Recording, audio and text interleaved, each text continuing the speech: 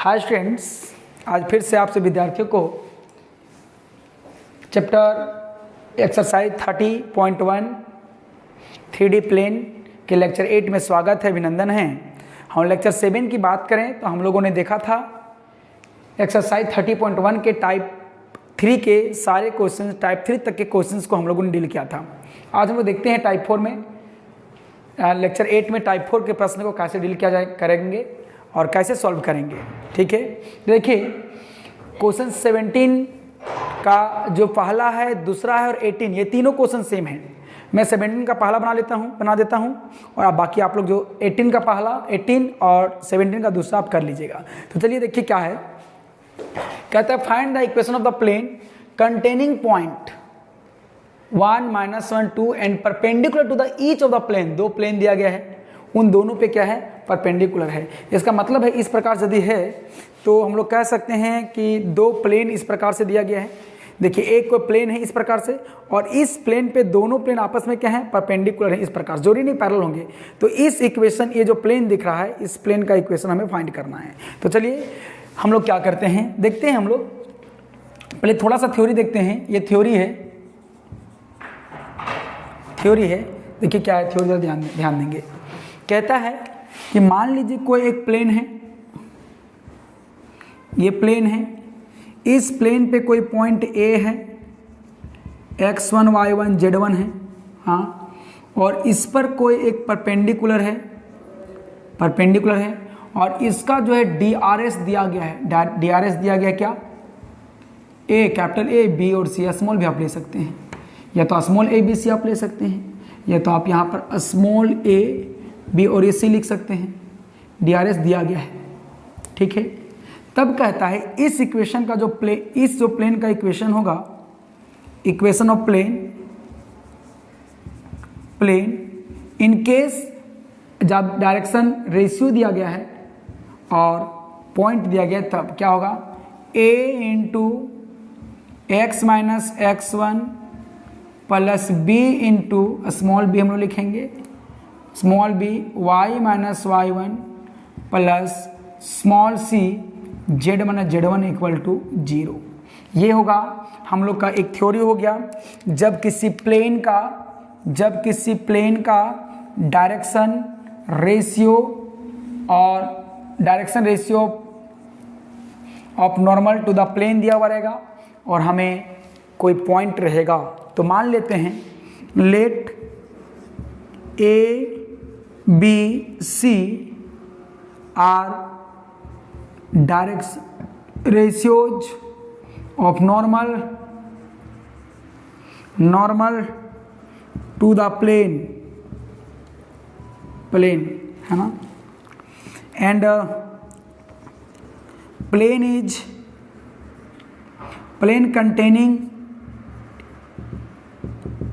Containing point, कौन point, 1, -1, 2, हाँ, देखेंगे। देन हम लोग कहेंगे, देन इक्वेशन ऑफ प्लेन, देखिए क्या मिलेगा, such that a x minus x1 plus b y minus y1 plus c z minus z1 equal to 0। और आप ही बताइए, जब पॉइंट पास कर रहा है इस पॉइंट से, तो यहाँ मेरा ये x1 का वैल्यू होगा, y1 का और ये z1 का वैल्यू होगा, मतलब पॉइंट दिया गया है। तो चलिए हम लोग यहाँ पर वैल्यू रख देते हैं, तो मुझे क्या मिलेगा प्लेन का इक्वेशन। देखिए a x minus 1 plus b y minus minus plus 1 plus c z minus 2 equal to 0, और ये इक्वेशन हो गया 1। इस इक्वेशन में यदि अब हम लोग a b c का वैल्यू कहीं से ले आते हैं, और पुट कर देंगे, तो हम लोग आराम से इस इक्वेशन को सॉल्व करके रिक्वायर्ड आंसर लिख सकते हैं। तो चलिए अब हम लोग को जो कंडीशन दिया गया है, उस कंडीशन का प्रयोग करके ए बी सी का वैल्यू निकालते हैं। सिंस देखिए क्या कहता है, सिंस जरा गौर करेंगे, since plane of equation one perpendicular perpendicular to the planes किसका, देखिए 2x plus 3y minus 2z equal to 5 and x plus 2y minus 3z equal to 8। देखिए प्लेन जो है ये दोनों पे परपेंडिकुलर है। हाँ, तो चलिए हम लोग एक एक के बात करते हैं। वेन हम लोग देखते हैं कि x minus 1 plus b y plus 1 plus c z minus 2, ये जो प्लेन है ये परपेंडिकुलर है। किस पर परपेंडिकुलर है, इस पर 2x plus 3y minus 2z equal to 5, इसे परपेंडिकुलर है। अब जब परपेंडिकुलर होता है बहादुर, तो हम लोग उसको कैसे सोल्व करते हैं, क्या कंडीशन होता है। हम लोग जानते हैं कि उसके डायरेक्शन जो रेशियो होगा उसका प्रोडक्ट का सम 0 होगा। तो a into 2 plus b into 3 plus c into minus 2 equal to क्या मिलेगा, 0। तो देखिए मेरा क्या मिलेगा, therefore a into 2 plus b into 3 plus c into minus 2 equal to 5। तो बताइए therefore 2a plus 3b minus 2c equal to 5 मिलेगा। इक्वेशन नंबर 2 हो गया ये। हाँ, सिमिलरली वेन ये जो प्लेन है a x minus 1 plus b y plus 1 plus c z minus 2, ये जो है परपेंडिकुलर है दूसरे प्लेन पे। और प्लेन कौन है, देखिए x plus 2y minus 3z equal to 8। तो बताइए देयरफॉर हम लोग क्या मिलेगा, a into 1 plus b into 2 plus c into minus 3 equal to 0। तो यहाँ पर क्या मिलेगा, a plus 2b minus 3c equal to 0, equation number 3। अब चलिए इक्वेशन 2 और 3 को by cross multiplication method solve करते हैं। बाय क्रॉस मल्टीप्लिकेशन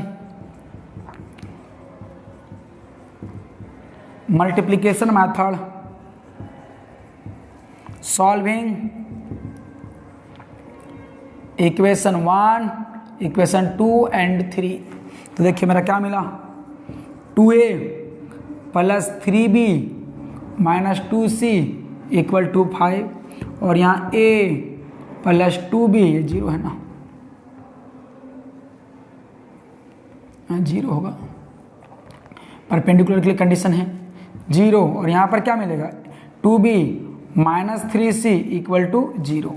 अब देखिए देयरफॉर बाय क्रॉस मल्टीप्लिकेशन का यूज कर रहे हैं हम लोग, तो क्या मिलेगा, देयरफॉर a बाई क्या लिखते हैं, a बंद करते हैं, ऊपर से 3 इंटू माइनस 3 इंटू माइनस 3, बीच में माइनस लगता है, 2 इंटू माइनस 2 इंटू माइनस 2, ठीक है, इक्वल टू b बाई, ये बंद, b बंद के हैं, उसका नीचे से 1 इंटू माइनस 2 माइनस क्या मिलेगा 2 into minus 3 equal to c by, ये बंद 2 into 2 minus a into 1 into 3। I hope that कि आप लोग को ये दिख रहा होगा।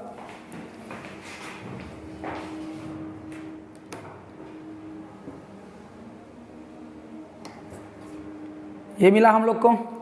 अब देखिए हम लोग यहाँ पर क्या लिख देंगे, देखिए हम लोग को फाइनली क्या मिलेगा, a by minus 9 minus plus 4 equal to b by minus 2 plus 6 c by 4 minus 3, ठीक है। अब इसका आप नोट करेंगे, आगे हम लोग देखते हैं।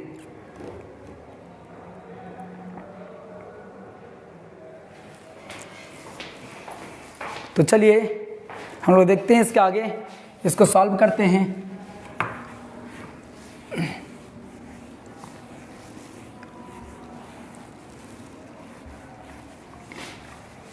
तो मुझे क्या प्राप्त हुआ, a by -5 b/4 equal to c/1, यही ना। तब देखेंगे इसको मैंने मान लिया लैम्डा से, लैम्डा मान लिया। अब देखिए from first end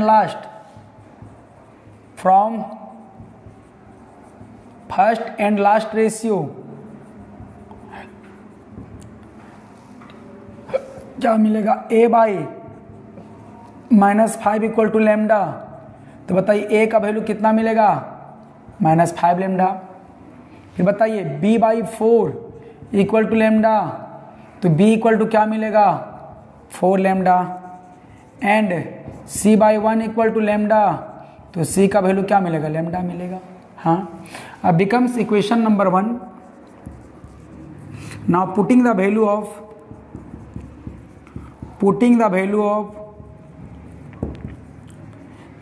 of a, b and c कहाँ, इन इक्वेशन नंबर 1। देखिए a का वैल्यू कितना है, a का वैल्यू -5 लैम्डा और x-1 प्लस b का वैल्यू कितना है, 4 लैम्डा और y+1 प्लस c का वैल्यू कितना है, लैम्डा और z-2 इक्वल टू 0। तो चलिए सबसे पहले लैम्डा हम कॉमन ले लेते हैं। तो -5 x-1 plus 4 y+1 plus z-2 equal to 0।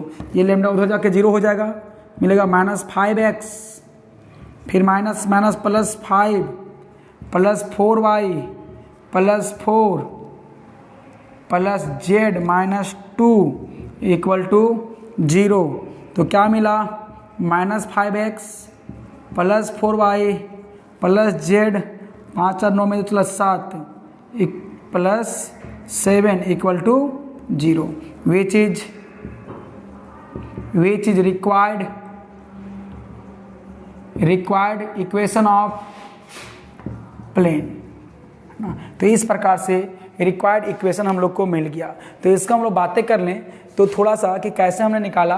तो एक कोई पॉइंट दिया गया था, उस पॉइंट के थ्रू अपने मन से डायरेक्शन कोसाइन को मान लिया, अपने डायरेक्शन रेशियो को मान लिया, और डायरेक्शन रेशियो और कोई पॉइंट रहता है तो इक्वेशन हमने इस प्रकार लिखते हैं, डायरेक्शन रेशियो x का कोऑर्डिनेट, डायरेक्शन रेशियो y का कोऑर्डिनेट, डायरेक्शन रेशियो z का कोऑर्डिनेट लिख देते हैं।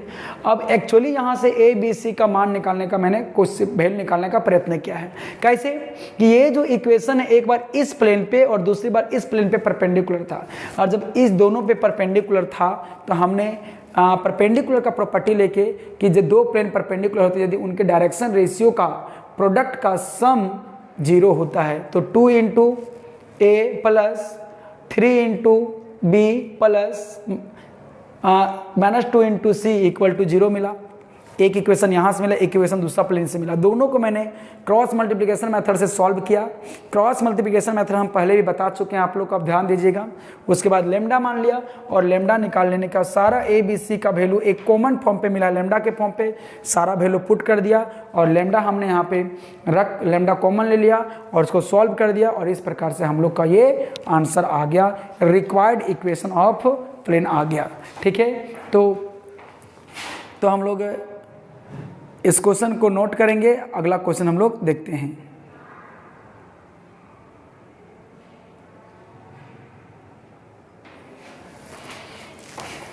देखिए नेक्स्ट क्वेश्चन जो 19 है, 19 में दो प्रश्न हैं, वो दोनों सेम हैं। मैंने एक प्रश्न को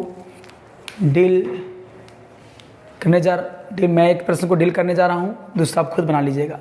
find the vector and Cartesian equation. आप देख रहे होंगे यहाँ पर वेक्टर और कार्टेशियन इक्वेशन दोनों मुझे चाहिए। ठीक है, और फिर प्लेन। यदि आप वेक्टर इक्वेशन निकाल लेंगे तो कार्टेशियन निकाल लेंगे, कार्टेशियन निकाल लेंगे तो वेक्टर निकाल लेंगे। पीछे के एक्सरसाइज में हम लोगों ने बताया था, पीछे के टाइप में हम लोगों ने बताया था कि वेक्टर को कार्टेशियन, कार्टेशियन को वेक्टर कैसे बदलते हैं प्लेन को। तो चलिए देखते हैं equation of planes that passing through the point this and normal to the vector plane is this. तो पहले हम लोग को ये पता होना चाहिए कि यदि कोई पॉइंट पास करता है, नॉर्मल दिया गया है, तो हम लोग उसको कैसे निकालते हैं। इसका पहले हमने यही बताया था। देखिए कोई प्लेन है, हाँ ये प्लेन है, इस प्लेन पे नॉर्मल का मतलब हो गया कि इस प्लेन पे कोई एक लाइन परपेंडिकुलर, हाँ, मान लीजिए कोई एक पॉइंट जो है इस पॉइंट से पास कर रहा है ए, x1 y1 z1, और ये हमारा नॉर्मल वेक्टर है, ये नॉर्मल है, हाँ, और ये जो नॉर्मल वेक्टर होता है, ठीक है, और ये नॉर्मल वेक्टर होता है, इस नॉर्मल वेक्टर को, ये नॉर्मल वेक्टर जो दिया गया है, जो वेक्टर होता है उसको n कहते हैं, ठीक है, और यदि इस वेक्टर को पॉइंट में हम लोग बदलेंगे तो मेरा क्या मिलेगा, बोला जाए यहाँ पर वेक्टर a बोल देंगे तो मेरा क्या मिलेगा, बोलो, x1i plus y1j plus z1k, हाँ, और ये जो वेक्टर दिया गया है ai plus bj plus ck, है ना, तो आप देख रहेंगे दोनों का दोनों वेक्टर दिया गया है, वेक्टर का फॉर्म में दिया गया, और यहाँ से जो हमारा जो है इसका जो डायरेक्शन रेशियो की बात करेंगे, इस वेक्टर का डायरेक्शन रेशियो की बात करेंगे तो डायरेक्शन रेशियो जो होगा ऑफ एन वेक्टर क्या होगा, आर, ए होगा, बी होगा, सी। तब देखिए इस प्रकार का यदि रहे तो हम लोग वेक्टर इक्वेशन क्या लिखते हैं और कार्टेशियन इक्वेशन क्या लिखते हैं। मतलब यदि कोई प्लेन कोई पॉइंट से पास कर रहा है, कोई पॉइंट को कंटेनिंग कर रहा है, और इसका जो नॉर्मल है, नॉर्मल मतलब परपेंडिकुलर, उसका डायरेक्शन रेशियो दिया गया तो क्या होगा, देखिए वेक्टर इक्वेशन क्या होगा, वेक्टर इक्वेशन होगा, आपको याद रखना है, r minus a dot n equal to 0, हाँ, और कार्टेशियन इक्वेशन होगा, कार्टेशियन इक्वेशन होगा इक्वेशन ऑफ प्लेन, इक्वेशन क्या मिलेगा, a x minus x1 plus b y minus y1 plus c z1 equal to 0। ये होता है हम लोग को कार्टेशियन इक्वेशन होता है, ठीक है। तो चलिए इसी थ्योरी से हम लोग देखते हैं, क्वेश्चंस को डील करते हैं, कैसे हम लोग इसको बना पाते हैं, ठीक है। केवल आपको फॉर्मूला याद रखना है, ठीक है। आप लोग को एक्चुअली ये सारा फॉर्मूला का प्रूफ बताते, लेकिन एक्चुअली है क्या कि कोर्स में हटा दिया गया है, तो ये सब गो थ्रू कर लीजिए, पढ़ लीजिए, ठीक ना, ध्यान देंगे। सोचिए कि हमारा क्या दिया गया है इस क्वेश्चन में, देखिए क्या है। सो पहला, ये यदि हम प्लेन बना लेते हैं इस प्रकार से,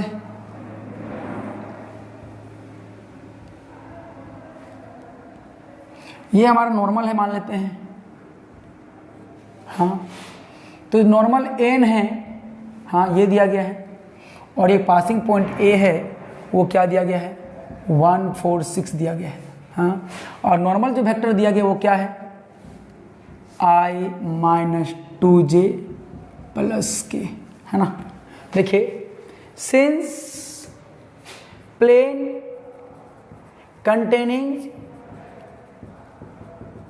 containing point A1 4 6, therefore position vector of point A जो होगा इक्वल टू ओ ए होगा, हाँ, और इक्वल टू क्या मिला,1i प्लस 4j प्लस 6k, ऐसा होगा। दैट इज जो पोजीशन वेक्टर ऑफ ओ ए होगा उसको मैंने ए स्मॉल ए कह दिया, इक्वल टू क्या मिला, i plus 4j plus 6k मिला, ए वेक्टर मिल चुका है। And normal vector normal to the plane n जो वेक्टर दिया गया है, क्या दिया गया बोलो, i माइनस 2j प्लस के, ये दिया गया है, ठीक है। तो चलिए हम लोग therefore required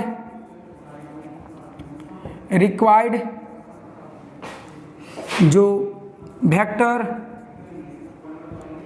equation of plane जो होगा, देखिए क्या मिलेगा, r माइनस ए पूरा का डॉट n इक्वल टू 0।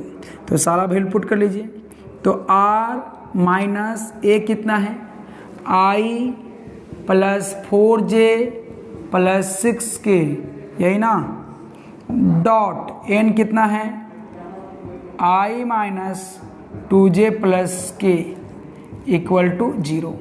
एक आंसर यहाँ पर हो गया। हाँ, और याद रखिएगा यदि आपको कोई वेक्टर इक्वेशन से कार्टेशियन इक्वेशन पे लाना है तो हम लोग क्या करेंगे, पुट कर देंगे हम लोग r का वैल्यू। और वेक्टर इक्वेशन में इस r का वैल्यू नहीं ढूंढिएगा, वेक्टर इक्वेशन की ये पहचान है। हम लोग क्या करेंगे, फॉर कार्टेशियन इक्वेशन, फॉर